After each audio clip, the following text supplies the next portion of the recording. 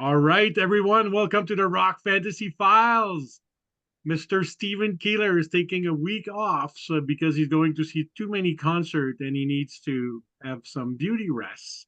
So I'll be your host, Denis Sasquatch Barthe, directly from Vancouver, British Columbia.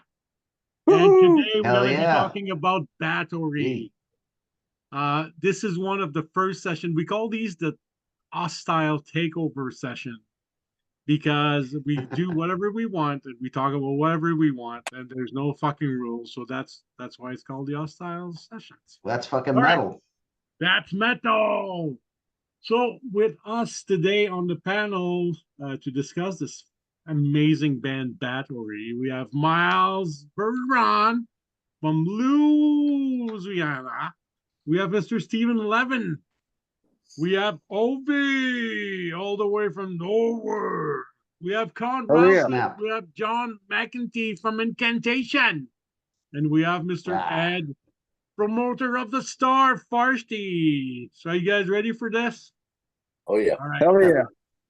So just a quick introduction for everyone who doesn't know the band Bathory. I'm just going to read exactly what Stephen Keeler does. And he just reads right off Wikipedia, so I'm going to do the same thing. So Bathory was a Swedish black metal band formed in Vällingby in March 1983. How do you say that city? Anybody can pronounce it properly? Like in Sweden? Vällingby? I know it's an A with those two dots on top. Yeah. Got a special pronunciation. I can do it right now. I used to be able to do it. It was named after the Hungarian Countess Elizabeth Bathory. They are considered pioneers of black metal alongside Venom and Merciful Fate. We're going to talk about that, like the original black metal, and because I have my own opinion about all that. And also Viking metal, which I don't know much about, so I'm wishing you guys are going to know more than that than me. The book Lords of Chaos described Bathory's first four albums as the blueprint for Scandinavian black metal. Acts influenced by their early records include Mayhem, Burzum, Dark Throne, Gorgoroth, Satyricon, Emperor, Dark Funeral, Enslave, Immortal, Marduk, Moon Sorrow, and Dimmu Borgir. So pretty much everybody. And we're going to talk about the style switch at some point on their fifth record when they recorded Hammer Hard. Significant switch in style. So we'll talk about that. But so what we're looking for today, we want to talk about you guys' favorite three albums. Then if you want to mention about like 3, 4, 5 songs that really stands out, not from each album, but overall from their career. And after that, we'll start talking about, are they the true first black metal band? And if they're not, who is? And after that, we can talk about like that's where I want to talk about Viking metal and all that. You know what? When I did this assignment, I never ever listened to Hammer Hard before. So first time ever that I listened to that. Yes, I know, I'm weird. I never listened to it directly too. I only heard it before through. I remember Craig Pillard liked it back in the day, and he'd sometimes have it playing in the background. But I was just like, this is lame. Want to go? We can talk about that, but yeah, like I finally took the time to listen to it. So why we're gonna go first with Mr. Primetime, Mr. Ed Farsty, because he's got to go to work, and we love him. We love him more than Stephen Keeler. So it was said. Oh, wow. It was said. It was said on this episode. Yes. So like Ed, if you want to go first, let's start with your first, your 3 favorite Bathory albums. All right. Hold on a second. The favorite 3 albums, I mean, basically Bathory to me, I discovered them on the first album. So, I mean, I I'm on the record store, saw that album cover. I knew it was going to be extreme and brutal as hell, and it certainly was. Very influential album, very just mind-blowing album in 1984. Early, I mean, for me, top 3 albums, unquestionably, The Return. Bathory, the first album, always be a classic to me because it made such an impact on my life. But the Return is so much more of a brutal album. Better musicianship, better songwriting, better sound quality. So the Return is my favorite Bathory album. Second favorite album, Under the Sign of the Black Mark. I think they really peaked at the black metal sound at that point. They were just on top of their game. And for me, number 3 album is the debut, the Bathory album. Very nice, very nice. Do you want to go and is the first Bathory album the first time you were introduced to Bathory, right? Like the Yep. first, did you buy the first record first? Oh yeah. Yeah, I went to the record stores buying stuff. I saw that album cover and it was like, holy shit, this looks amazing. Yeah. And I was already into Venom at the time, Merciful Fate, and I was like, this looks really, really good, really brutal. And brought it home, put it on, and just from the introduction on, it was just like, wow, total mesmerizing experience. It was great. Kind of a no-brainer. You walk into the record store, you see that cover. Like, I mean, it's going home with you, right? Oh yeah. Yep. No fucking doubt. Yep. Do you want to do your favorite 5 songs now? Yeah, why not? I'll just run through because I do have to leave in like 15 minutes to go to work. Okay. A top 5 song. Basically, I mean, as far as like just to run through, I mean, I wrote a bunch of notes here. Just go over a couple things. Like I said, the first album is always very influential and important to me. I think Venom always, rather Quorthon always denied the Venom influence. I think it was really strong on the Return and very obvious and done well. Yeah. I mean, fucking brutal as hell. As they moved along in their career, they started getting a little more into the Viking metal, which I know you guys are going to be talking about later, but I'll mention it because I won't be here. The Viking metal was definitely different. I think the reason he changed is the same reason Evil Chuck changed his style. Didn't want to be pigeonholed and stereotyped into one genre, wanted to branch out, wanted to do different things musically, different things, that appealed to him. And I respect that. I don't personally care for it, but I respect his decision to do what he wanted to do.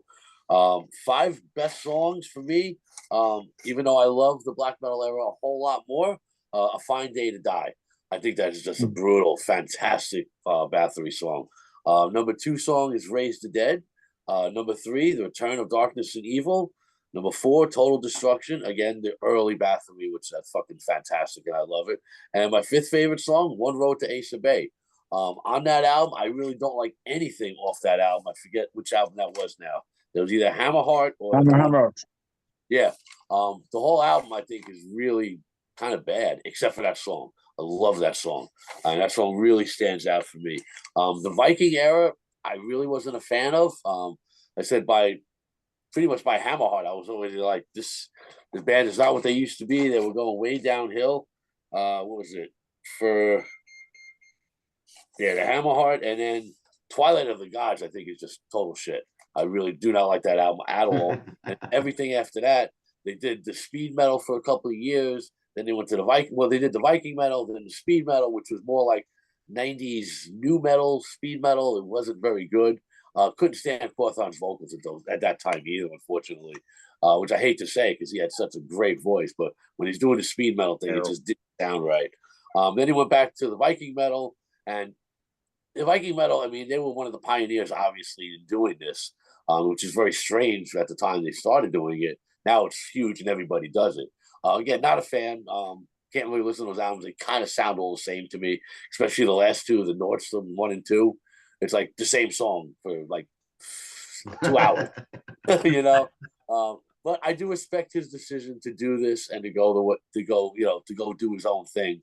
And influential, he was the most influential thing in black metal, no question about it. Bathory was the template for all black metal to come. I mean, there was Merciful Fate, there was Venom, there was Necrodeath, there was Celtic Frost. They were all doing little black metalish type of things and getting into it, especially Venom lyrically. But Bathory, they were the template for all black metal to come to this day. I mean, I can't even mention bands. I mean, I'm not really a big black metal fan myself, but every band, especially in the 90s, sounded like Bathory to me. My friends Watain, I got to be good friends with those guys, and they were hugely influenced by Bathory. Got to be very good friends with Quorthon before his passing and his family afterwards. They did the benefit show over there. They covered Bathory. I wish I was there. I've seen videos of it. It's fucking amazing. They put out I mean, they put out a few things. This is one of the CDs they put out with the Return of Darkness and Evil covered on this. Just influential to everybody to come. Just a fantastic band. Very glad to actually. And one thing I wanted to mention on one of the albums, I think the third album, on the thanks list, they thank like a few like fans at Lemoore, which is kind of weird to read it. But I remember hearing that Quorthon was in New York and was at Lemoore for like a week or two going to shows and stuff. Didn't get to meet him, unfortunately. But I know a couple of people that did get to meet him, other record label people and stuff at the time. So I know he was here. He had a great time. I wish the hell he played live, though.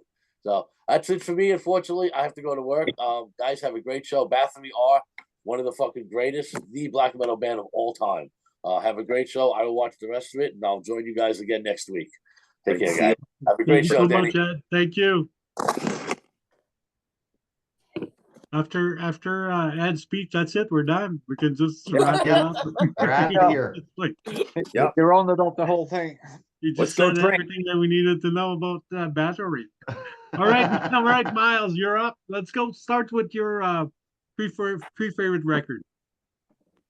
Yeah, so starting out, I wanted to say like Bathory is one of those bands that Bathory got me into underground music straight up. This was one of the most influential bands in my, listening to underground music, because this is the band that got me to appreciate black metal. And when I started getting into black metal, I heard black metal before, but it wasn't until I really started getting into Bathory that I really started respecting black metal and getting into it.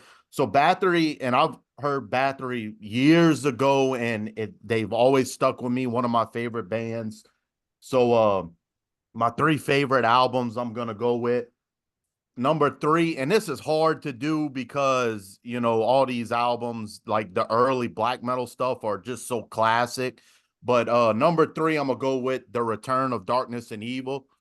Love this record. It's fucking brutal. To me, this is where Bathory is like the blueprint of black metal, of like Scandinavian black metal. This is where it started out at, in my personal opinion. Yeah, the first album, but this is where Quorthon really went into like that blueprint. Second favorite album, love this fucking album. At some days it could be 1, but it's gonna be Blood, Fire, Death. This album is supposed to be the first Viking metal record, but it's fucking brutal as fuck. You got some songs that go more toward Viking metal, but you still have like Holocaust and Pace Till Deaths, like songs like that are just fucking brutal as shit. And my favorite Bathory record, this was the first Bathory record I ever heard, and I fucking love it to death. It's one of my favorite records of all time, and it is Under the Sign of the Black Mark. This is the picture disc right here. This is the album that got me into black metal. I heard black metal before, and I didn't really appreciate it as much. And it wasn't until like I heard Entered the Eternal Fire, which blew my fucking mind. It's just so evil. This whole record's just so evil. And like, to me, The Return was like the blueprint of black metal, Scandinavian black metal. But Under the Sign of the Black Mark is where he just perfected it, and it just became fucking great in my opinion. So those are my 3 favorite Bathory records. But I'm gonna say an honorable mention because I know nobody's gonna talk about the Viking stuff way too much, but I do like Twilight of the Gods. I really do like that record. I think that record is great. I think it's just so epic. Yeah, it's not the black metal stuff, but I really do love that record. I just think it's so epic. And yeah, so that one's going to be an honorable mention for me. The first album, he played everything himself. Love it. Okay. All right. So we can do a round, only 6 of us. So let's do our first 3 favorite record first, and then we'll move on to favorite song and stuff. Mr. Steven Levin, I saw a picture of you with like full hair, like playing guitar, going crazy. Yeah, like, awesome. That was awesome. That was a fucking nice pic. Go off the hair. it was funny because I used to have this Destruction shirt that had the back of Total Devastation and or Total Destruction. I'm getting just Ralph, help me out here. I'm getting old and see now. Eternal Devastation. Oh, Ralph's on mute. You can't help me out. The Bathory song is Total Devastation. Yeah, Total that's Total Destruction. But whatever. Total Destruction. Album, it has a picture of them, the three of them, you know, when they're drawn and their hair is real curly and everything. So when I used to wear the shirt, people used to always ask me if that was me on the back of the shirt. And of course, I was like, hell yeah. They're like, what do you do? I play guitar in the band. Oh, cool. But it never helped me or anything. But it was still cool to be a dick. What can I say? Very Okay, nice. so top 3 Bathory albums. This is easy for me because once they started doing the Viking stuff, I was totally out. It just didn't really appeal to me so much. It wasn't as raw or anything. So first of all, I have to mention the fact that sometimes people could not read the Bathory logo and they thought that they were called Bat Lord. So that's a really funny thing. I don't know if anybody had encountered that back in the day or not, but yeah, people used to go, oh, you got that Bat Lord shirt on again, huh? And I'd be like, Bathory, you asshole. Bathory, not Bat Lord. But I mean, if you actually look at the logo from far away, I guess, you know, you can figure out what they're thinking. So, you know, for me, the first time I was ever exposed to them was the Yellow Goat. At one time, I had that $1,500, $2,000 piece of vinyl. I sold it for probably $50 back in the day. Who the hell knows? I also had the White Goat. Ralph might have my White Goat. I don't know. Yes, no. I got my White Goat. I don't know if I got. I might have got it from you. I don't know. Yeah, Can't remember. I'm not sure. Somebody got it anyway. But so starting in reverse, the first Bathory would be my number 3 pick. My number 2 pick would be Under the Sign of the Black Mark, which I fucking love that album. And man, number 1 is absolutely got to be The Return. That album is so fucking good. I was really cool this episode going back and listening to those 3 albums in particularly. The first one's so punk. There's really hardly any double bass. It's really, really punk oriented. And it sounds actually, it has a lot of similarities to the first Venom. And at one time, Corthon was really kind of considered a joke.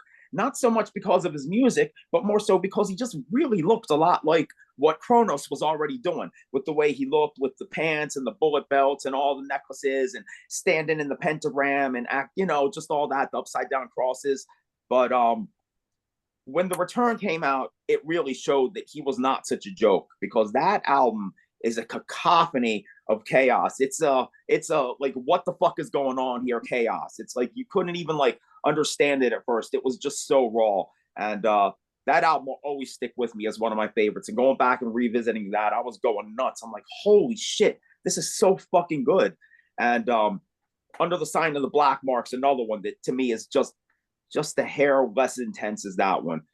It's still another great album. And that one really shows the birth of Viking metal as far as I'm concerned. That was the first time that like they really had that whole Viking metal going on. That was like showing the future a little bit. Whereas Miles had already pointed out that The Return really influenced that raw, like immortal, like Blizzard Beast style. And actually, in one of the songs, I wrote it down. I had a shit ton of notes for the episode because I wasn't exactly sure how we were doing it. But one of the songs on The Return, he basically cops the lead on Blizzard Beast right from that. So, you know, it's kind of funny to hear that influence. But so that would be my top 3. And picking 5 songs is going to be really hard.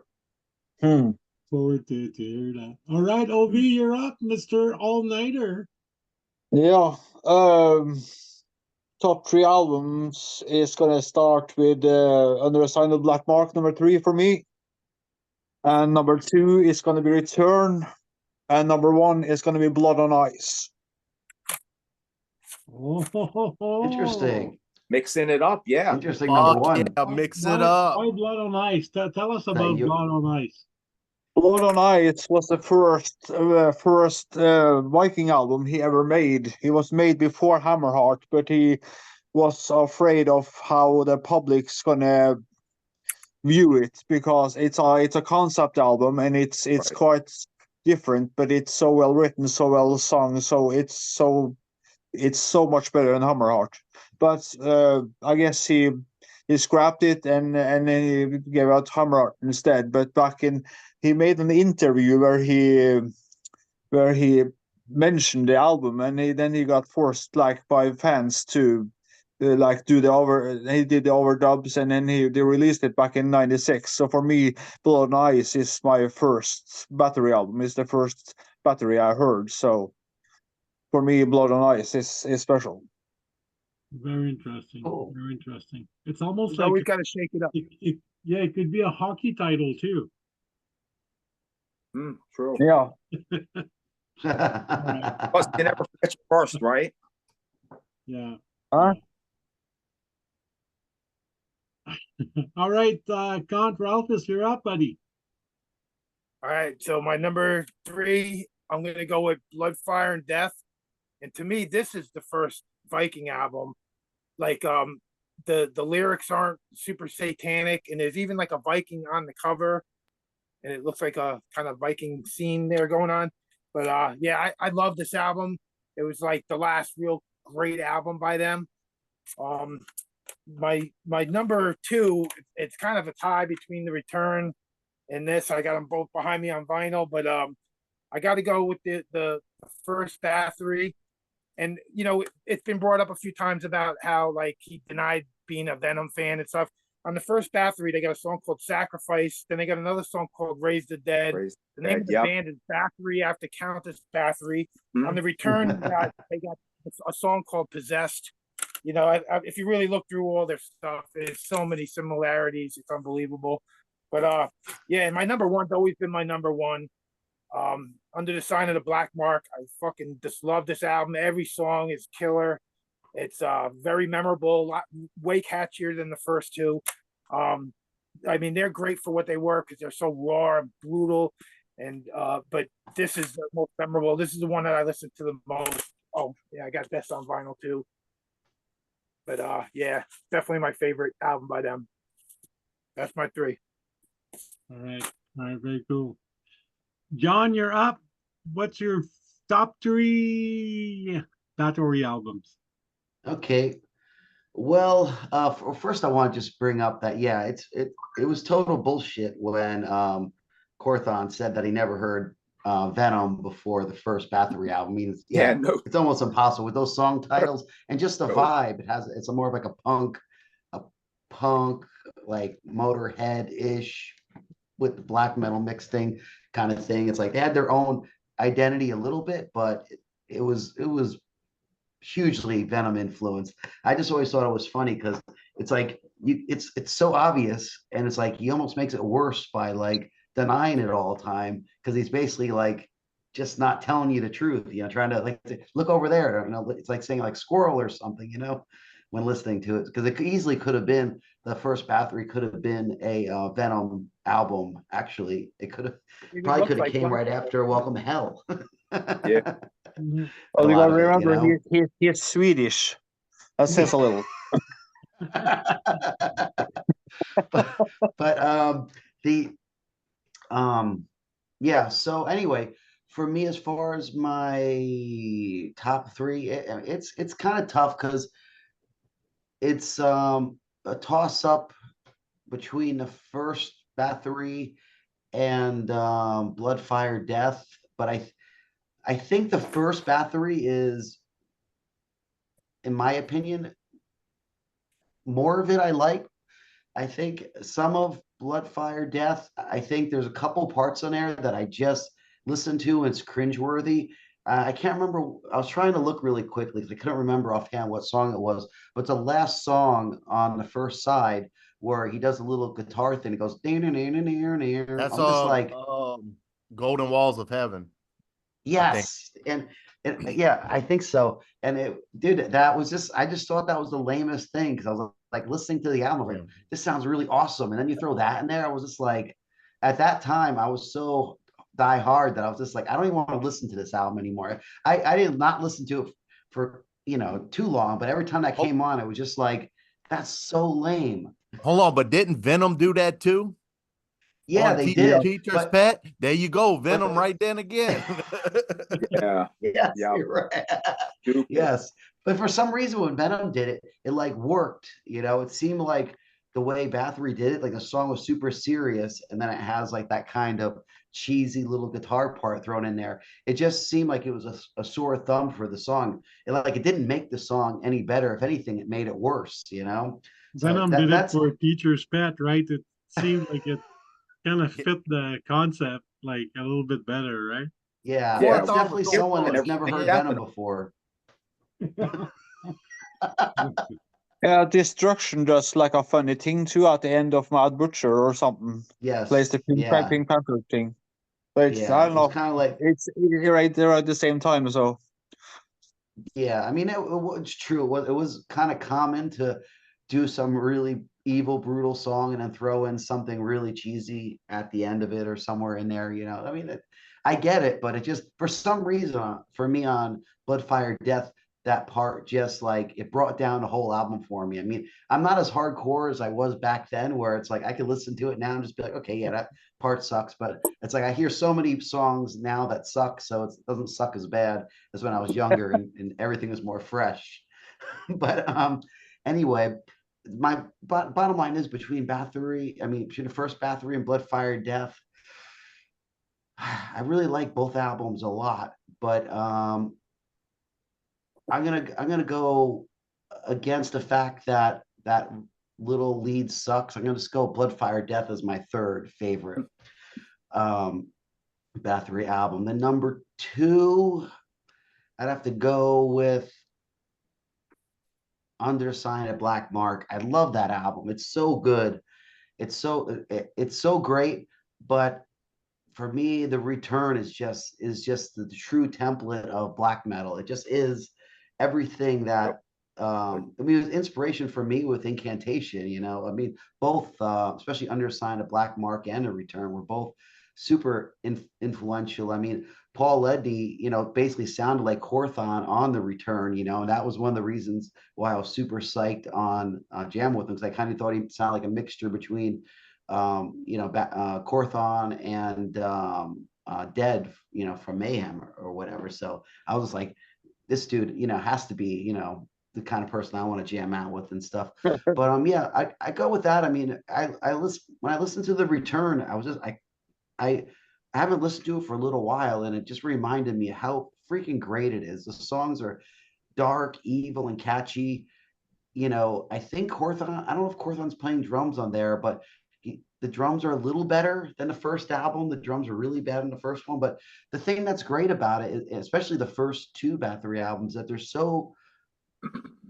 so good with the heart of the expression that he was trying to do, that even though the playing isn't necessarily the best on either album, it isn't important, and it wasn't important back then. I wasn't like I didn't mind it. I mean, what was it? I think it was what's the first song I think on, is it The Return? I can't remember, but he falls back on the drum beat, or he goes from like an upbeat to a downbeat halfway through the part, you know, but still makes it work. And that's so awesome, you know.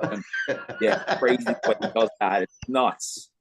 It's great though, because it's like, you know, I could totally relate to that, because as like an early musician, I didn't really understand it 100%. Like I just would try to get it on again, and that's kind of what they did in the recording. They just kind of like morph the riff to make it work with the drum beat. But I thought that was genius. But yeah, I'm gonna go with Blood, Fire, Death, Undersigned, a Black Mark, and The Return. And yeah, Bathory is a close four there, but I guess you're not counting fourth. Very cool, very cool. I got a good story about the Return. So like Aggression in Montreal, all the bands at that time, we all used to be in the same rehearsal space complex. So we had Voivod across the hall, we had Aggression, we had Damnation, we had Oblivion. So all the band used to jam at the same place. And awesome. Damnation were even Cremains. Remember John Cremains? Yes, Cremains. Yes, I know that. Yeah, they were there. They were there too. That was Zaz So, managed them. Damnation were like way advanced in the black metal style of living than anybody I ever met in that time. They were like way past go. Like they were just like they so in their jam space, and I told that story before, like they had a tape player, which they would like plug it through the PA, and 24 hours a day it was on, and they would play Sodom Blasphemer like nonstop, That was 24 a classic. only that song nonstop all the time. Even when they were playing, it was still playing in the back, and they're playing louder than the fucking song, right? Inspiration. So for about like I don't know, like 11 months, 12 months, that fucking song, 24 hours, always Sodom Blasphemer. And one time the music stopped, and the guys in aggression were just like, what the fuck just happened? Like, we're so used to it. We kind of like, and they put the Return by Bathory on. So like, no, I don't know if because we were happy to listen to anything else, but to us it was the most beautiful music that could ever come of that jam space. So I went and knocked on the door, and I'm like, I talked to Dan, like the guitar player. I'm like, what's going on? He goes, it finally happened.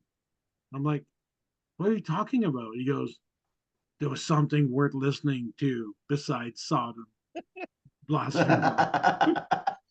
Oh, So this is yeah. So these guys were like, yeah, completely out of their mind. So my selection is exactly the same as John. So I'll go with Bloodfire That. Um, I guess that little part did not affect me as much as John. I guess I was able to like just zoom it out and just focus on the rest. But yeah, I really like that album. Under the Sign of the Black Mark. Sometimes like even I listen to it now, and it almost sound like 2024 new black metal band like sounds like that. So like to me that's such a statement to what the impact it had on black metal, because sometimes you go in the middle of any of these songs and listen to the record, and you're like, it sounds like some of the black metal band that are playing right now. And then the Return, just because Damnation finally switched the music, um, that that album is so heavy, it's so evil, and like it's punishing in a way that is like, I wish my band was like that at the time. It's just like so perfect. So yeah, that's my same as John. I didn't want to do like say like John, I guess, but I'm doing it. So, and I guess pretty close to It's everybody okay. else. Like I don't know, and we'll talk about later about the switch after Bloodfire that. And I know like Chuck from Death and like this guy, they wanted to switch style, but I guarantee you, if either of these guys would be alive today, they would play song from The Return, Under the Sign, or Scream Bloody Gore, and it's just it is what it is. Okay, all right, let's go back to Miles, and let's go with your top 5 songs this time.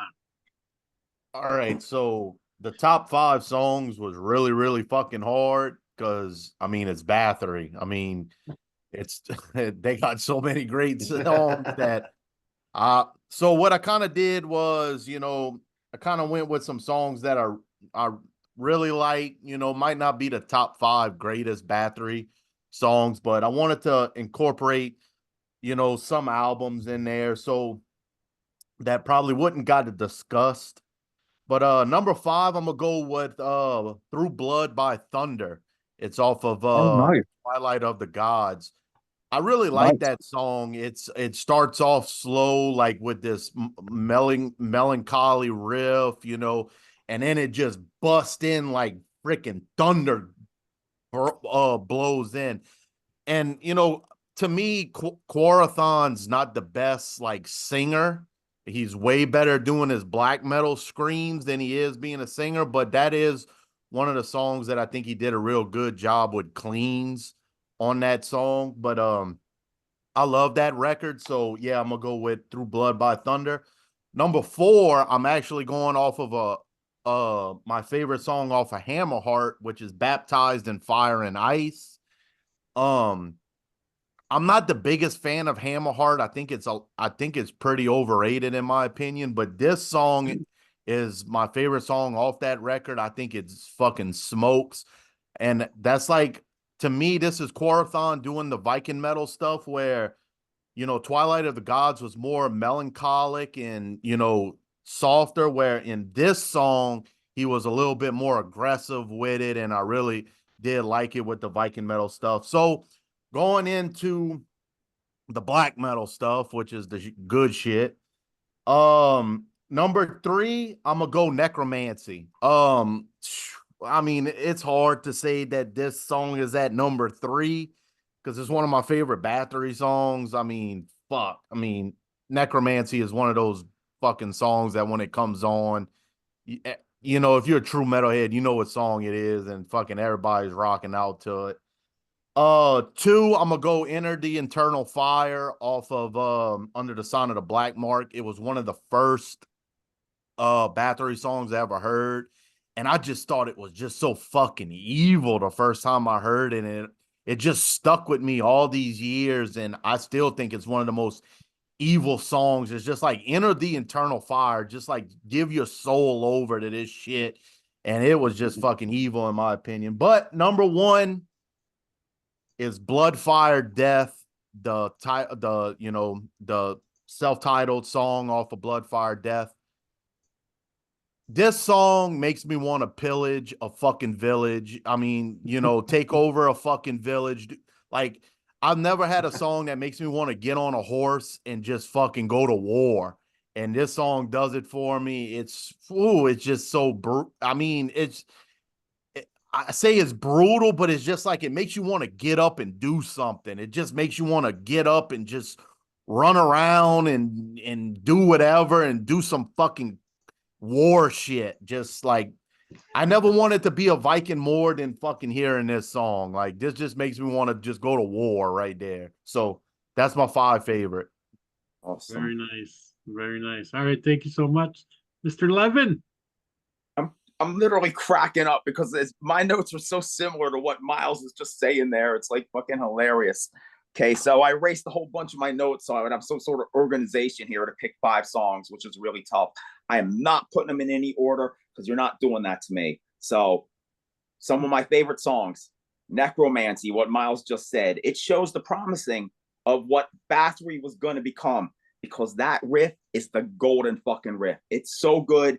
It reminds me of being a young suburban punk that was pissed off at the world for whatever fucking reason. I mean, I really had no reason to be pissed off, but we just were, you know, we were angry youth. So whatever. And that's what it reminds me of. Also on that album, Raise the Dead. It was more Venom worship, but it was better than the Venom song, Raise the Dead. That is so stuck in my head now, ever since I listened to it. Raise the Dead. I just can't get that out of that riff. Fucking sick. It's just brilliant. Moving on to the next album, The Return, Total Destruction. That's a total cacophony of what the fuck is going on. I know I said that before, but that's exactly what it made me think of. It really showed that Quarathon was not a joke, and even though he did copy some of what Venom did, he really was standing on his own 2 legs at this point, I think, because that song is just, it's vicious. Born for Burning. For some reason, I thought everybody was going to say the song Born for Burning. I wasn't going to say it, but damn, man, that riff is just so, it's so good. It just makes me want to pick up my guitar and play. It really does. The reason why I didn't say Born for Burning is because I thought everybody was going to say it too. Damn, we're really fucking on fire under the same fucking engine tonight. That's hilarious, man. Reap of Evil. I love that song. It starts off all guns blazing. It snaps into that just head banging part, and then Satan rise, and then that drum roll into fucking pandemonium. And that's the song where, if you listen to, and one of the songs in Blizzard Beast, he totally rips that lead off. Like literally, like almost the same thing, but I mean, who cares? Much love. It's a great fucking thing. I'd have done the same thing. I don't blame him one bit. It's just, I wouldn't say it's such a rip off, it's more of an homage to him, you know, really good. Then on Under the Sign of the Black Mark, I just, one thing I want to say about that album, because it just reminds me, it's really funny because you had brought up Scream Bloody Gore, and I actually bought Scream Bloody Gore and that album both at the same time, Under the Sign of the Black Mark. And we took him over my buddy Andy Gonzalez's house, who Ralph knows who Zolez is. So shout out to Zolez. And we proceeded to get blazingly stoned and listen to both albums. And I mean, dude, that's a memorable afternoon, because when you're drinking beers and smoking weed and you're listening to those two albums for the very first time, you know, and I'm sure it was like the week they came out, because Keeler would get shit right in. And, you know, we knew when shit was coming in, so we picked it up. And so, you know, just always reminds me of that time. It was an amazingly evil looking cover. Was that a gatefold? Does anybody know? Which one? Under the Sign of the Black Mark? No. Okay. No. It had the cool, had the The cool insert. Return is. Though, with it had the cool insert with the. This is an original though. Blood Fire Death This was is the gatefold. original. Gotcha. Yeah. The So Return anyway, is gatefold. Call from the Graves, one of my favorite songs. Yes, yes, and more goddamn yes. To me, that's when black, like, Viking metal was born. It wasn't, I know what Ralph was saying about the next album really being the first Viking album, but this song has that Viking-y type of feel and that riff. That's what I was alluding to. Not so much that, like, it was really like the start of it, but it was really showed what was going to come on that next album. And it's just like, it's an ugly and beautiful song at the same time, which is kind of hard to do, but it's just sick. And the last song that I'm going to mention is Enter the Eternal Fire. Once again, to me, that was the birth of Viking black metal. The song's just an absolute favorite. It makes me, it's funny, I actually wrote in my notes, and it's kind of just what Miles had said. This song's an absolute favorite. It makes me want to crush my enemies, see them driven before me, and hear the lamentations of the women, because it literally reminds me of the barbaric glory of Conan. It makes me want to, just like Miles said, hop up on a horse, go over to the next village with my bow and arrow and my mace and my armor and kill everyone and pillage. Okay, I probably shouldn't say that online. Say that. All right, but I said it anyway. Everybody knows who it is. But that's what this song does to me. It's great. It reminds me of when I was a kid getting an 8-pack of Lowenbrow, and you got to be old to remember the 8-packs of Lowenbrow. But that was my favorite. I don't even drink beer anymore. I'm straight up tequila, no beer. I can't do it. Fucks with my blood sugar. But 8-pack of Lowenbrow, if I would drink a whole 8-pack, get high as glory could be, and we would listen to this album. And that song, I just remember being in just this hypnotic trance, banging my head, just loving life, loving the song. It brings back great memories. This was a great episode, because going back and listening to these albums, which I don't listen to all the time, really drummed up a lot of great memories. And for certain, I'm going to be listening to the first 3 albums quite a bit this summer. Absolutely. So kudos to you, Denny. I like it. I love the passion from Bathory. All right, Obie, you're up. All right. I'm going to actually start where Miles started too, except that my number 5 is Bond of Blood from Twilight of the Gods. My number 4, I will go with 13 Candles. Yeah. The Sign of the Black Mark. That's a fucking good one. Good one. I was going to talk about it, but I couldn't. My number 3 is The Winds of Mayhem. And it's on The Return. Return, yeah. Well, it seems like every Bathory record got some wins going on with them. Fire. They got fire. Yeah, fire. Wind and fire. That's a good song, Wind and Fire. I love that song. My number 2 is gonna be The Revenge of the Blood on Ice. And my favorite songs of all time of Bathory is The Lake from Blood on Ice. Whoa. I'm gonna have to go. Now you're making me want to go listen to this again. Yeah. Blood on Ice is such a great album. I mean, like, is it possible? All right, I'm gonna have to listen again. Obie is influencing my upcoming week listening party. All right, bud. Right. Thank you so much. All right, Count Ralphus. All right, like Steve was saying, going back and listening to these albums, like for years and years, every time I thought of putting a Bathory album on, I always just went to Under the Sign of the Black Mark, because it was always my favorite album. I love the intro to this album. It sounds like the album cover. It sounds like there's music playing far off in the distance, and there's like wind blowing around, and it sounds like it's like fading away. So it's like kind of going deeper into hell, like probably where this guy's chilling out. But it's I loved it, and how Burst into Massacre. I love that song. And I'm going to go with 3 songs from this album because it's my favorite album. It's the one I listen to the most. I love Women of Dark Desires and I love Chariots of Fire, but I love every song on this album. I could have went with any of them, but they're the 3 that I picked. And then from the first one, I'm going to go with Sacrifice, even though it's the title of a Venom song, but that it's such a great raw pounding. This is definitely the template of black metal of the band, but we're gonna get to that later. But and then the other one is Pace Till Death off of Blood, Fire, and Death. I almost like Miles. I almost went with the title track, but I really like that song. It could have been either one of them, but I wanted to pick one from that album. But Pace Till Death, really good, powerful song. Love it. That's it. All right, thank you. John, you're up. Top 5 songs.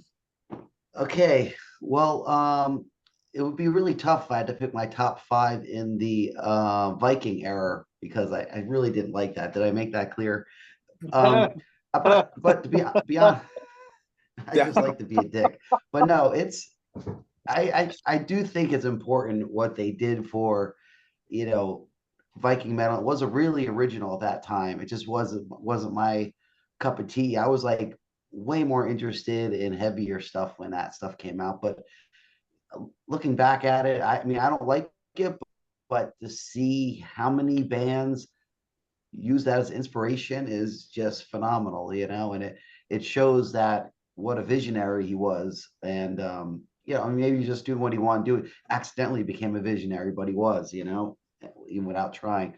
As far as the songs, I mean, it was difficult to choose because, for me, the Return, it's like, there's like nothing on there I don't like, and there's also nothing I don't like off of what's it not Blood, Fire, Death, but I can't think of Sign it of the now. Black Mark. It's Under Sign of Black Mark. Yeah, like everything on there is great. It's like Under Sign of Black Mark. There's just a brutality to it. I know the drums are Drum Machine on there, but it's just so pounding and just. It's a mixture between just pounding and just such killer, like evil groove to it or something like that. But it was a grooviness to it that was just awesome. But it was also the same kind of groove that he had on was it? I'm totally losing it. On Return of the Return. I don't know what's going on with me.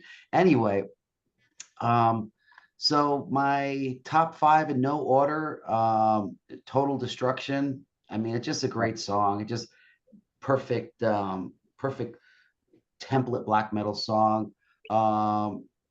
What's it? I have Born for Burning. Such a catchy riff on that song. I mean, that was the kind of song, one of those riffs that you want to just jam at practice or whatever, just kind of get you warmed up for the for practice or whatever. And then I have Equimathorn, which is a great one. I mean, that's such a classic song. I mean, one thing too about Under Sign of Black Mark is you could tell it was the beginning kind of that epic-y stuff he was going into, because even though the songs weren't super long, they still had a epic vibe to them, but they still retained the brutality of the earlier stuff. That's probably why I like it so much. And I chose Enter the Eternal Fire. I mean, any song off that album is great, so it's really really difficult. And the last one I chose was A Revelation of Doom. And I mean, it's a great opening track on The Return. So I mean, all this, everything up until Under Sign of Black Mark was super inspirational to me at the time, and totally just blew my mind. Especially hearing it at that time. We were talking, this is the mid 80s and stuff, and hearing stuff that, those same songs could be written now and it would still seem just as fresh, by another band or something. So it's really remarkable what we got to experience with Bathory at that time period. Amazing. So we don't need to worry about future incantation album called Wind, Fire, Blood, and Ice, and you go on full Viking on that, right? Not Yeah, happening. no, I don't think we have to Fire from worry about that, Davis. you know. I'll leave the Vikings to the Vikings. I mean, I have a beef with the Vikings. They conquered my homeland of Ireland, you know. So, you know, I'm not going to be pro That we did. Viking. It's war. We've just started a war. I'm on your Yes. side. Oh, Cool. All right, thanks, bud. Yeah, again, like similar to what everybody said. Um, I think it was a lot harder than I anticipated to pick 5 songs, but I do just for the fun of it, I'll go with A Fine Day to Die from Blood, Fire That. I'll go with Mm. I really like Chariot of Fire. I thought it was a perfect song after Enter the Eternal Fire, and it's just crushing. Uh, Aquaman Thorn is another one I really like. And then I guess after that I'll go with Born for Burning. And my Mhm. favorite Bathory song of all time is Total Destruction. I think at this time, like especially with like Slayer coming up with like Chemical Warfare, um, I think all the bands kind of understood that the EFG position on the neck, like open 1 and 3 was like the evil kind of position. And if you were good enough, you would even go to the fourth fret, and then you kind of like that was like progressive thrash at that time. But so just the way that he does the riff, it's just the way that he used those 3 notes to make the sliding and it's just complete like just it's just a complete fuck you riff. I'm just gonna do whatever the fuck I want to do, and it's just gonna you guys gonna just like go crazy. So Yep. And it when he was comes with the vocals, it's just kind of like a total fuck you, you know. It's like right. it's Well, so like so at heavy. that point, nobody was gonna mention Venom and Bathory after you hear that song. It was like then it was like a completely different ball game. He still kept doing the same song title, but at least now it was like it was night and day. All right, so I guess we can do like the next question. We don't need to really go into like one at a time, but I think for the comments you guys already made, like um is Bathory the true first black metal band, or um Yes. like are you guys all agreeing that it's not like Venom No, Merciful Fate, or I no. think it's difficult because there's so many pieces in the whole story of black metal and like formation death metal and stuff where you can't really 100% give Bathory credit, but they deserve a lot of the credit for it. But to me, still, Venom still has a big part in it. I mean, even Motorhead has a part in kind of the whole black metal thing too. And you know, I don't know, I don't remember the release and stuff, but there was a lot of like Enemy and bands like that at the time that were really pushing that Venom thing to a more aggressive level and stuff. But I think with the return, riff wise and vocal wise, I think it just established it was, I guess it was the first time it was done 100% right. That was like something moving forward with it instead of just like almost like what they did on the first Bathory album, where it's a lot of Venom, a lot more punkier.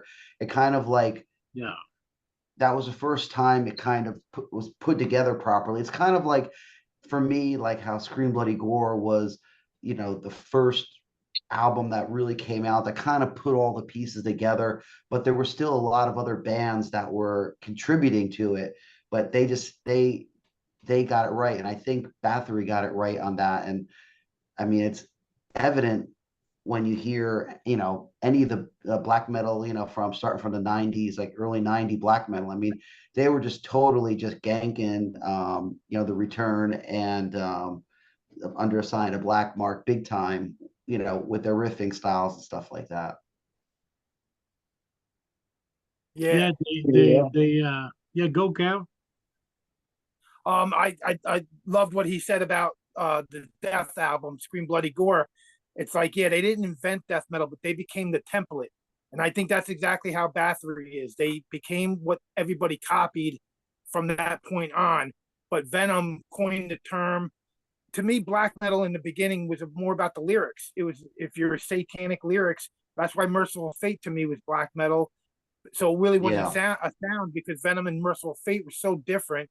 So when Bathory comes along, they're just a continuation, but they become the band that everybody kind of emulates, and the production and everything comes from Bathory for sure.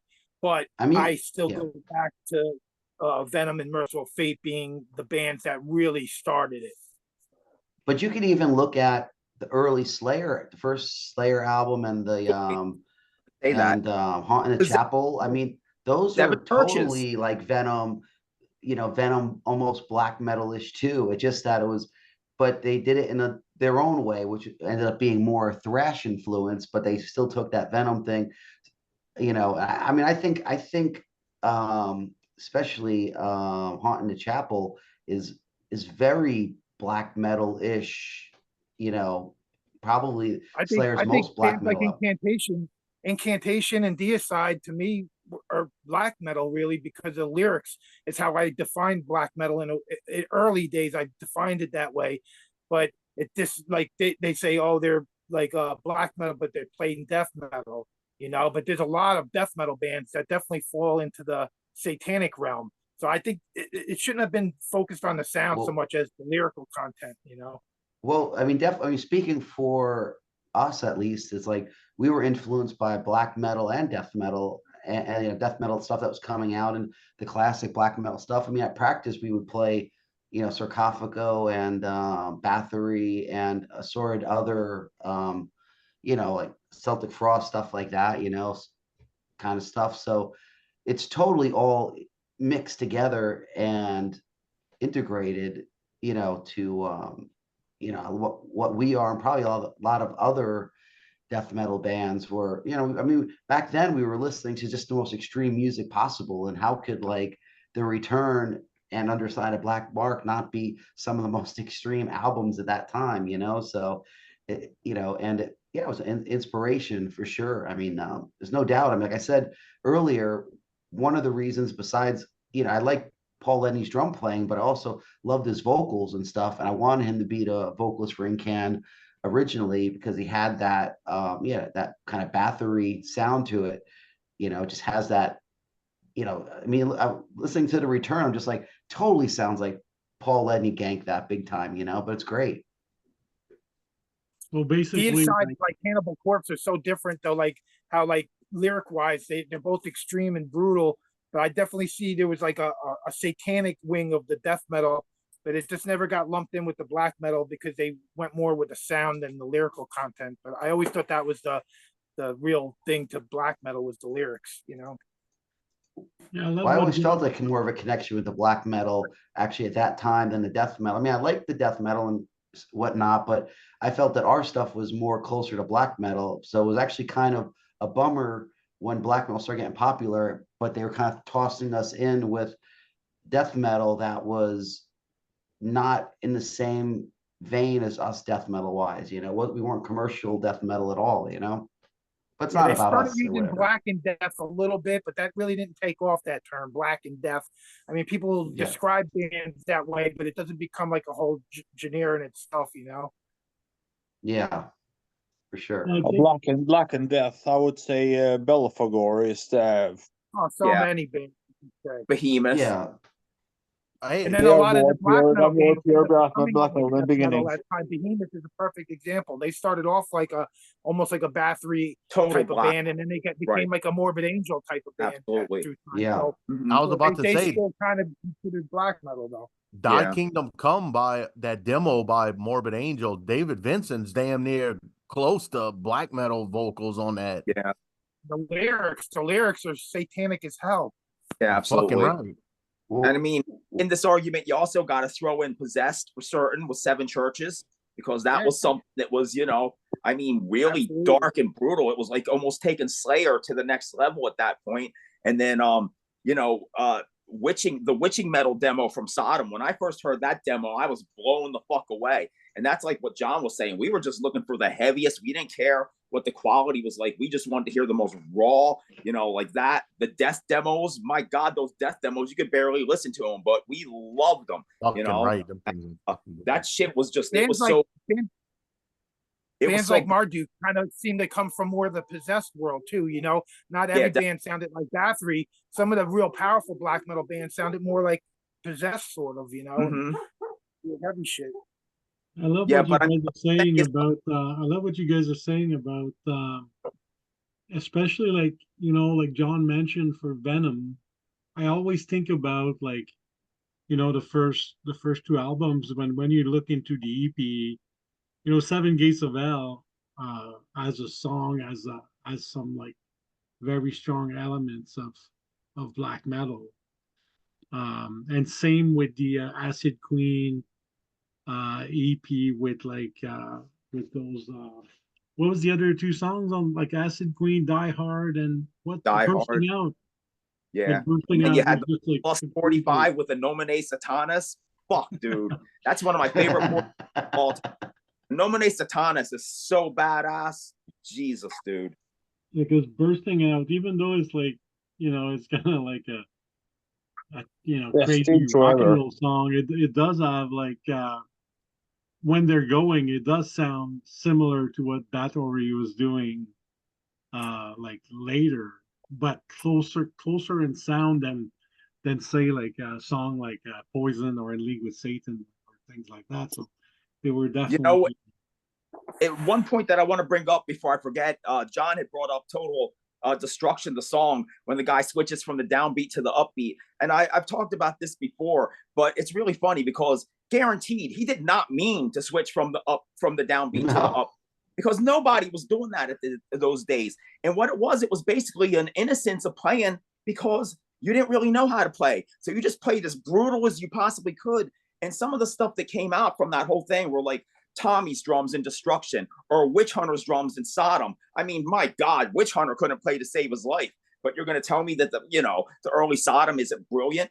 And there was just a certain innocent back in those days where you didn't have to be so proficient with your instrument. You just had to be fucking evil. And if it had Satan, the passion, had to deal with like satanic imagery on the cover, I was so down with it. So, seeing Bathory, like somebody had said, as soon as I saw this cover, I was like, fuck yeah, I'm buying it, I like what everybody's saying about like Bathory wasn't the originators of it, but they're like the blueprint. I've always felt, in my opinion, that Venom started black metal, in my opinion. Like they're the ones that kind of, were really, them and Merciful Fate were like the big, in your face with the Satanism. So they kind of started it. But in my opinion, when it comes to Scandinavian black metal, the blueprint for Scandinavian black metal is The Return. Like that was like every Norwegian black metal band has always cited, they say, oh, The Return, The Return, The Return. Every black metal band has always said The Return, The Return, The Return. And it's not the start of it, but it's like the blueprint. And I thought that was the best part, was like, that's the blueprint that took off everything. And it's hard to niche black metal because there's so many subgenres, but the most well-known subgenre of black metal, which is like the Scandinavian stuff, in my opinion, The Return was like the blueprint start of it. wasn't there like a big feud, I guess, between like Norwegian Sweden black and metal Norway. and Swedish Yeah. black metal, even though the Norwegian black metal were worshipping like Quarton at their.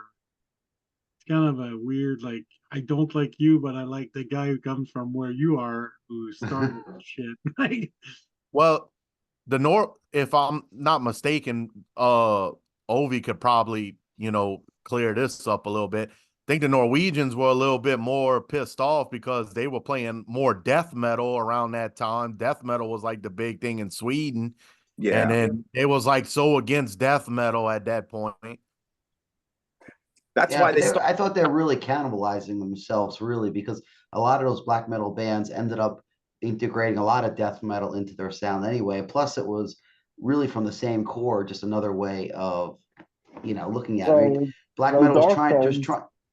What's Dark that? Throne started off as a death metal Dark Throne band. started Yeah. as a death metal band. I So know, It's totally. kind of like with the hardcore scene. Like once they got good at their instruments, they became more like metal.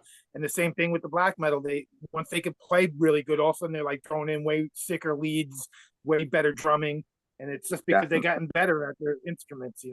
Yeah, when they were bitching, they were just bitching because they were just, yeah, like I guess we were, when we were younger too, just arrogant fucks, just telling everybody to fuck off.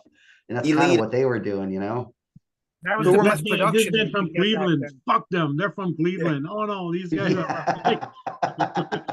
Yeah. Who remembers in Norway they had the black metal mafia?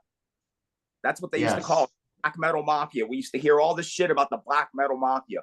But one more thing, and then I'll try to shut up. But one band that I didn't mention that you really have to give a lot of props to that definitely influenced black metal was Death SS from Italy. They started in like 1977. They were super influenced by like Sweet, surprisingly. And I know you guys did an episode on Sweet, which I missed, but they were super influenced by that. But these guys were real deal Satanists, like dig up graves, bring lives, like dead stuff up on the stage, throw it into the audience. They super influenced Watain. Watain actually covers a song by him.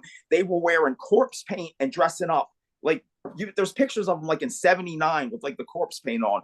Of course, this comes going back to like Alice Cooper days, but you can see it. And I mean, you definitely have to figure that they had some sort of influence too. And all their songs are basically just super satanic. And supposedly there's backwards masking and like there's real like satanic messages in there. So if you listen to them, like you're cursed. So, I guess I'm at that point. But yeah, really I feel like there's probably a lot of bands that would like you could find that would kind of fill in there too. There's a lot of evil satanic bands that just weren't as known like Merciful Fate and Venom was. And another quick little tidbit is the guy who directed the movie for Lord of Chaos was actually a drummer from Bathory.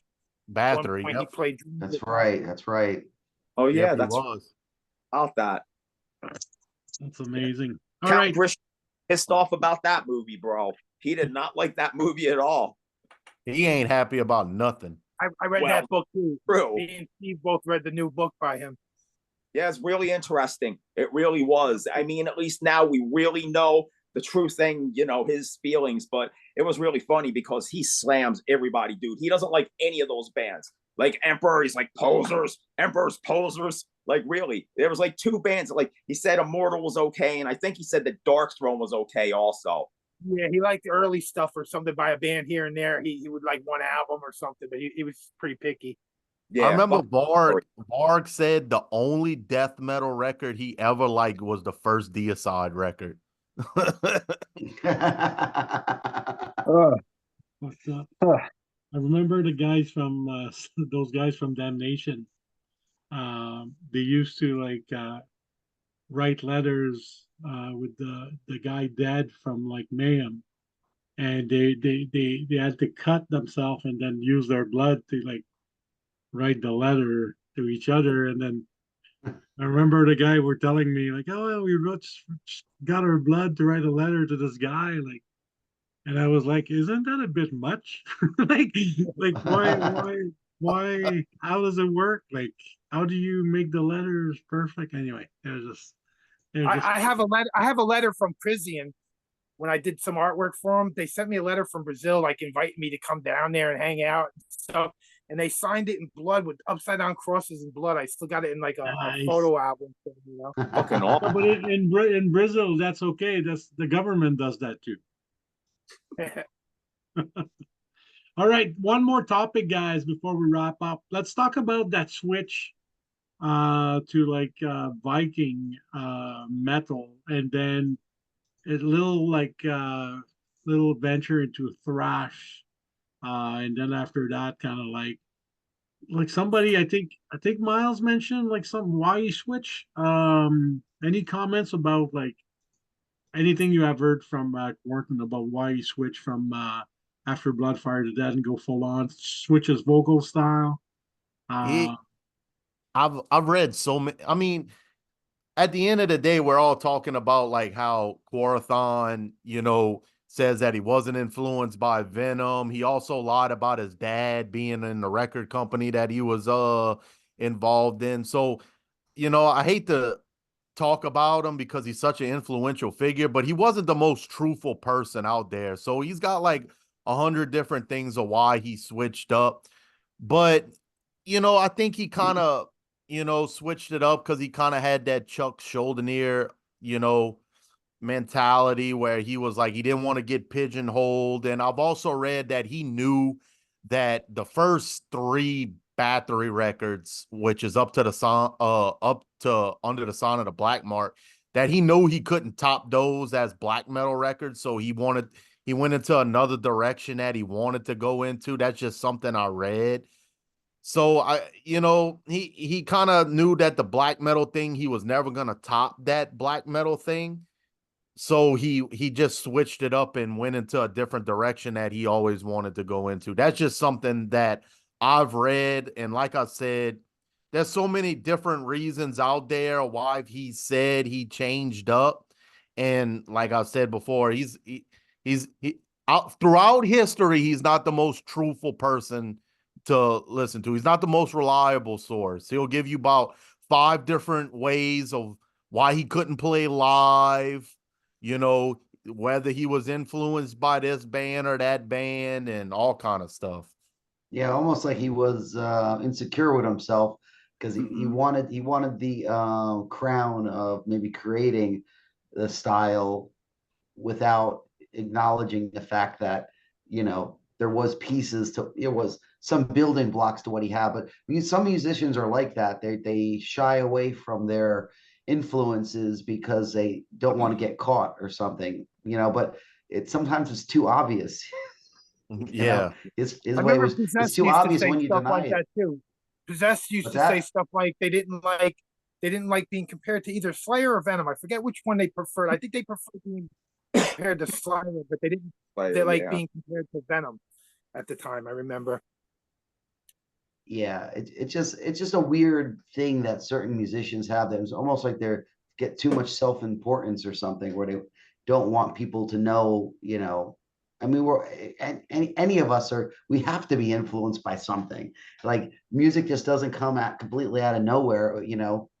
It's you get inspired by bands you hear and then you want to do something yourself. I mean, you might want to take it further or throw in your own ideas, but there has to be massive influences. And for him, it was like I said, it was obvious that it was Venom was the big influence for him. And I think it's pretty lame because we should give credit. He should have given credit to Venom because it was the right thing to do. I mean, it was obvious. I think it's just I don't know. I always think it's lame when you hear the influence and it's like super obvious and they just want to fight you on it. You're just like, why? It's okay. Like no one's gonna your album doesn't suck because you're influenced by another band. But at the end of the day, I think Quarathon he was the most passionate about the Viking metal stuff because if you really look Yeah. at it, he's got more Viking metal stuff than he does true black metal stuff. Like the first 3 you can say are true black metal.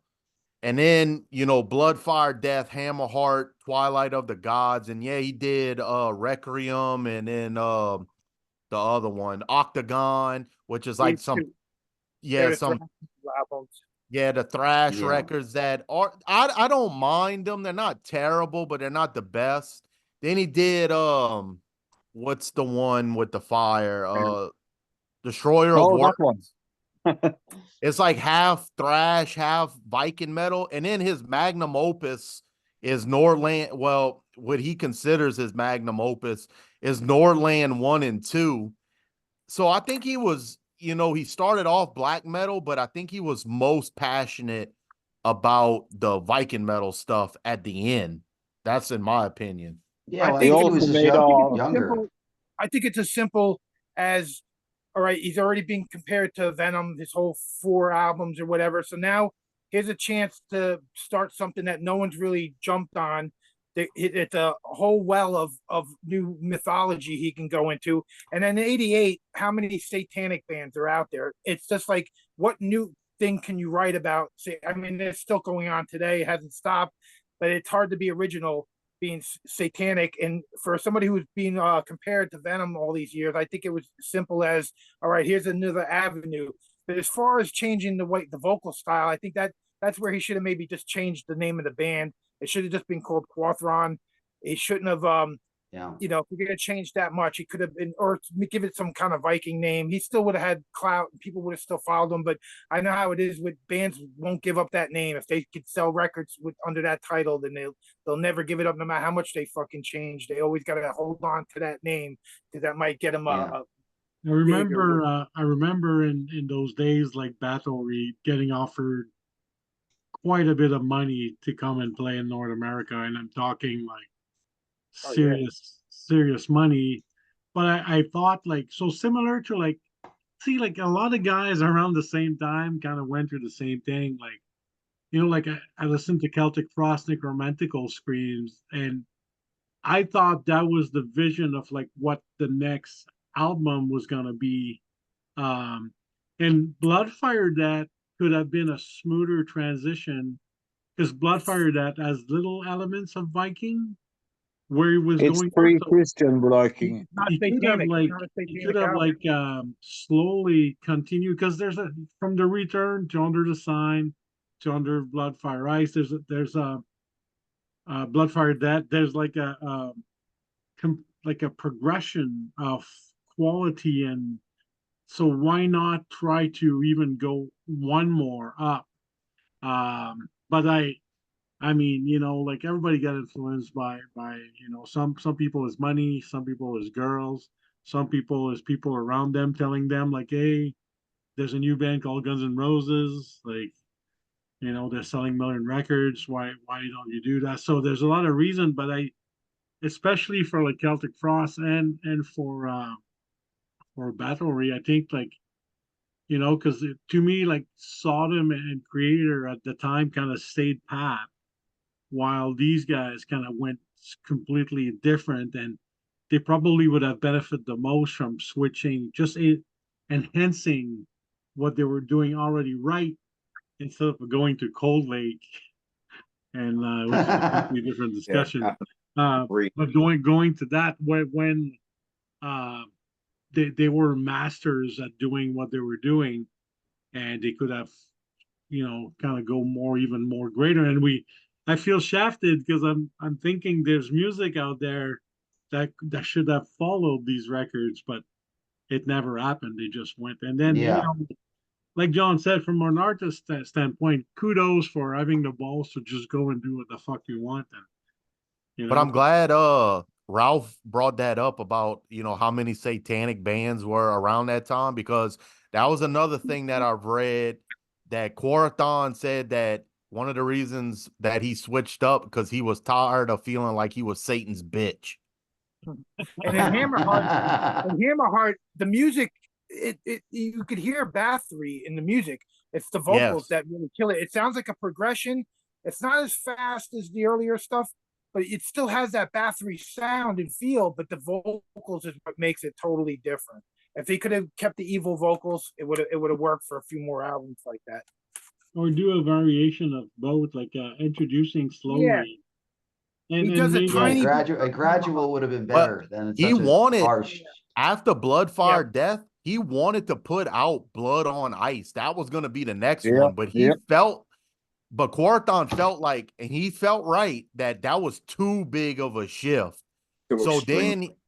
then he Oh, put out Hammerheart, which, like Ralph said, it still had the vocals changed, but it still has that Bathory kind of, you know, influence the riffs into were it. there. Because I feel like if he would have put out Blood on Ice right after Blood, Fire, Death, his oh, fucking stock would have went to shit real Yeah. quick. Blood on yeah, Ice yeah. would have melted through the lake. It would have been just like Blood on Ice melting through the cold lake for Celtic Yes. Frost. Like Two major I'm like changes. I think he did right by putting it out after like the Viking stuff kind of got more established.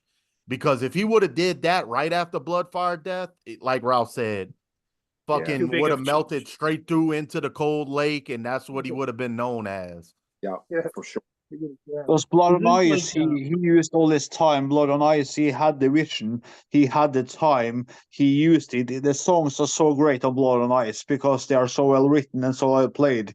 And then he scrapped it, and he just got to hurry and made a Hammerheart right after. That's why I think Hammerheart is so kind of unstructured. It's not like well structured. I think it's kind of up and down album. It's yeah. I think there's a isn't little like, stress factor in there. do you guys feel like Manowar should also be mentioned as potential initiator of Hell no. Viking music? Hey, Of what, black metal? Yeah, yeah. I Absolutely. was about to say, I've read an interview where somebody mentioned Manowar to Quarathon. He said, I don't even know who the fuck Manowar is. And he fucking lied. Because there is some fucking Manowar influences, some of that shit. Because like if you listen to the Into the Glory Ride album, like more specifically, like Gloves of Metal and some of Gates to Valhalla and all that, like What about Thor? What about the band Thor? He's the guy who Yeah. started it all. Yeah. Who could thought of that now? Right. could be Yes. even Thor. Could be so even for Viking metal, like people like, oh yeah, like Bathory, Clear, Viking metal, like no, it's a blueprint because it The was done established, before. It's yes. true. That's funny. You know That's- what? There You're was right about that. I'm sorry, go ahead. Oh, I was going to say there was a band, Heavy Load, back in the day. That was Yeah, all Swedish. Yeah. by stuff. There was also a band, Faithful Breath, and on all their albums they wore Viking helmets. So but I'm just that's funny that you brought up Manowar, because I did read an interview where the interviewer brought up Manowar to Quarathon, and he was like, I don't even know who the fuck that yeah, that's a is. good point. Hell yeah. Yeah, how do you not know who the Kings of Metal are? Come on. Oh, he, like I said, he's not the most truthful person. Like John said, I think he gave a shit a lot about his image, and he wanted to, keep that image up. And he tried to like put some stuff like, yeah, I came up with all this, but obviously the influence were worn on his sleeve. You could tell every influence that he ever had. Yeah. I Well, was yeah, told I not to think you're right. Oh, go ahead. I was told not to trust people who take pictures of themselves sitting in a pentagram with candles all around them, but Chicken bone But neck. Dennis, there's another band really that's the mix of, for me, it's a mix of Venom and Motorhead. And Voivod's first album, Roar, it has that rawness from Motorhead and Venom in it, I feel. So they too, but they did go in a different direction. But still, it's like it's. I don't think you find more brutal album than Roar in '84 on your side of the pond. I mean, look at Quarathon. Every time you seen him in the pentagram or with his pentagram stuff, what kind of shorts he had on? He had them cut leather shorts on. Who did that first? Yeah, absolutely. Who did it first? Yeah. Oh yeah. Dude, I think saw Unleashed is the template band for Viking metal for me though. They're the band that I think they just did it the best. I think Unleashed. I think Unleashed definitely for like a death metal band really carries the Viking thing perfectly. I think follow from them. Yeah, they're totally influenced by Unleashed. There's no, I mean, they were out before. Unleashed was out before them, and you could totally tell the connection. It's almost like a slightly more commercial version of Unleashed or something, A little catchy, a little more melodic and catchier from Amon Amarth. But Unleashed, Where No Life Dwells, man, that's fucking catchy too. It's more brutal. Yeah, they took the demo from that album is coming out now as a release. Like their first draft of that album is coming out now, officially released. Also for me, Enslaved for me, like the two first Enslaved album is essential. Well, I was actually going to bring them up earlier because I thought that Enslaved was an interesting band because they almost like started at the transition of where Blood, Fire, Death left off, and like took that point and just moved on from it in their own way, which is Yeah. interesting. But the thing about Enslaved, though, I thought was good is that for the most part, they didn't make any super drastic changes. I mean, definitely at a certain point, if you compare the newest album to their first one, you could hear a massive difference. But it almost like grew into it or something. Like you didn't even realize it was happening. It was just part of the whole story. I think they just put it together better than the way Corthon did it with Bathory. You know, just Enslaved kind of nailed it. I think. You know, My copy of Frost by Enslaved is what year Frost came out? 94. 93, 94. Yeah, Yeah. because in my copy of Frost, it I've always thought of Enslaved when I first heard Enslaved as a black metal band, but opening up that cover, it says Viking metal in that CD. Yeah. It says Viking metal. So I love that Mr. Levin brought up Fateful Breath. I think they were from Germany, right? Yes. Yeah. They were fucking good. They were really good. They were really good. That's Yes, some Faithful Breath is a shit. killer one. Yeah. All right, guys. Any last word before we say we thought this episode wouldn't be too long, but we're almost talking way over an hour and a half, I think. It always Any parting goes. words before I say the final words, I guess. In my Anything wants opinion, to add? if you consider yourself an underground metal fan and you collect metal or anything with that, if you don't know who Bathory is, just don't call yourself that. Game on you. Because Bathory is one of the most influential, even if you don't like Bathory, you got to respect Bathory. They're one of the GOATs. Well, You would do the same. Bathory is basically like the Black Sabbath of black metal. You know, it's like Yes. you kind of if that isn't a piece of what you're doing in black metal, then it's just not black metal. If you're a metalhead and you say you don't know Battery, it's like Gordon There's saying he doesn't Corathon with know his Venom. Chronos pants on. Yeah. Yes, Man, that's the you'll be infamous lying just like Corthon about not knowing Venom. You know, you don't want to be And I like know Corthon. I'm talking I'm kind of like talking crap on Corathon, but he really was an influential figure. He really was. Every interview I've ever read of Corathon, I know some people might have read some different things. I've always heard that he never let the star status get to him. Like if you seen him, he would always stop and talk to you and stuff like that. So he really was like a decent person. Most Did Swedes you are. guys ever make a necklace out of chicken bones after you ate a big No. chicken? You never did that? I mean, that's how big a fan I was. I used to do that every time I ate a chicken. And I've also read like interviews where like the record companies or Black Mark Records would give him like money to go out to the States to promote the record. And he used to go to the States and he used to tell people like, don't tell them who I am because I just want to come over here and just chill. So he wasn't into like that rock star status type shit. Well, what was I've it? seen a Ed great Farsi picture. was saying that, he was in New York for a little while. It was around the time of Slayer was recording Raining Blood and what was it? He went to the L'Amour show. Actually, I think if I remember correctly, and my memory could be wrong because it was a long freaking time ago, but I think it was the show with Possessed was playing at L'Amour's, and I don't remember the opening band now. I want to say Hallows Eve, but I think it's somebody else. But anyway, that was the one that Slayer came out and played some songs with. It was Possessed. Dark Angel.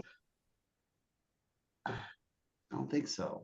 There's a famous picture of Quathron with the guys from Slayer, but I always thought it was Slayer over in Europe when that picture was taken. No, but I never knew that was where the probably picture at was taken. L'Amour's.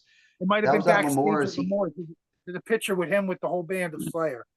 Yeah, because I was at the show. I didn't know nothing about Corthon being there. I just remember there was like a rumor, Corthon's here or whatever, and it was kind of like just a gossip of the night. But I was looking around, I didn't see him anywhere, but obviously he was there. But also I didn't really know 100% what he looked like. I mean, he didn't have his his Tall, bones and skinny dude. his short He shorts wasn't on, wearing you a know? chicken bone necklace. Or that Bathory shirt that's cut up to his Yeah, yeah, the nipples belly or shirt. whatever. Capture it. Yeah. That crop top. Yeah, but I know that did happen, that he did come to the States for promo, because if I remember correctly, it was promotion for the Blood Fire Death, but I think so. Yeah, it had to have been, because that must have been 87 or something, 86, 80, late 86, 87, something like that, that show happened. So Amazing. anyway, that's that. I just went to see like a Monomart, Cannibal Corpse, Obituary, and Frozen Soul. I saw How was Robin. She that? says hi to everybody.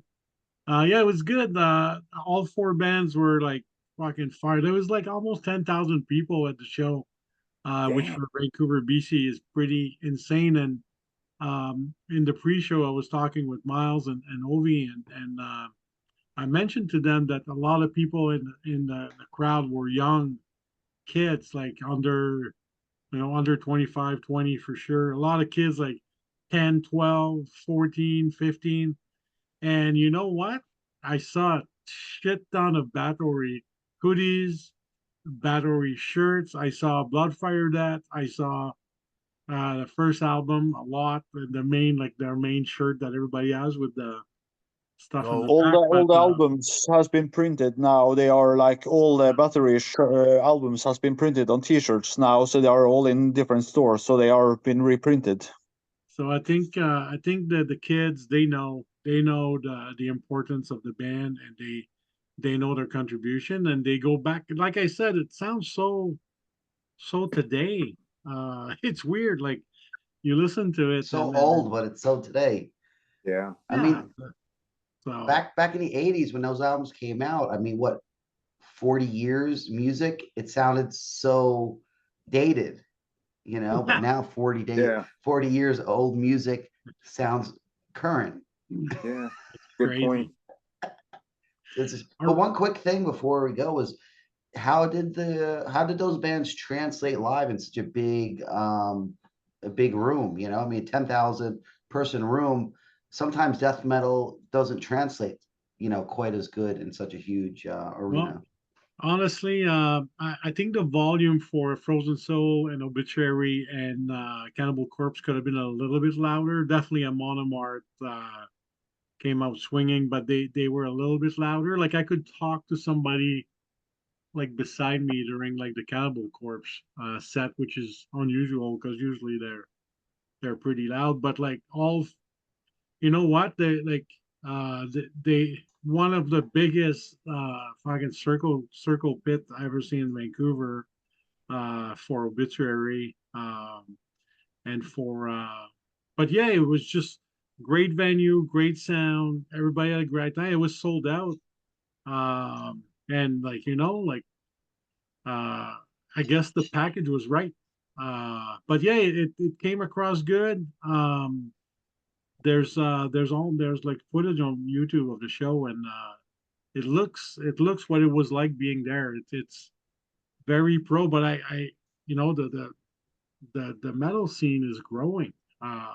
Huge. Like a lot of kids, with fucking like metal shirts. They Yeah, sold like out we that talked Red about Rock too. place too, that famous outdoor place. I think it's called Red Rock. It's like a big outdoor amphitheater with Yes. rocks Yeah. all around it. They sold that out. I think they're the first metal band to ever sell it out or Yeah. something. Crazy. Yeah, That's and a I that's mean, a can't good wait thing to for go the to One thing metal like we scene. talked about, Yeah. we talked about before the show is that the packages nowadays are like classical death metal bands, but they bring in the new ones like Incantation brought on like Skeletal Remains, and like you bring in the new generation and you have like them together on tour. It's a good packages that are coming out. Yeah, yeah. Like I'm on the march. I'm not super like familiar with everything they've done. They were extremely pro, and I did find their music to be like almost like accessible death metal, I guess. Like Yeah, it's more like like easy to listen. You could almost snap to it or something. Yeah. Has that old Swedish vibe yeah, where you're like just like Swing your mug. My Yeah. only problem with them is that every album kind of sounds the same. I mean, it's all good. It's real catchy. It's always Yeah. heavy, but it kind of always sounds the same. Like each album, it's hard to just get through, like tell which album you're listening to when you put them on because it could be any album. They were a little heavier when they were early first starting, and now the last few albums are great, but they're like very similar. Yeah, they're metal enough to be on the metal side, but you know, you would change a few things and they could easily go into the not like Five Finger Death Punch, but like almost like a little bit more closer to, you know, Well, to that's the why other that's side. why You they're know what? I'm headlining talking over. about the other side.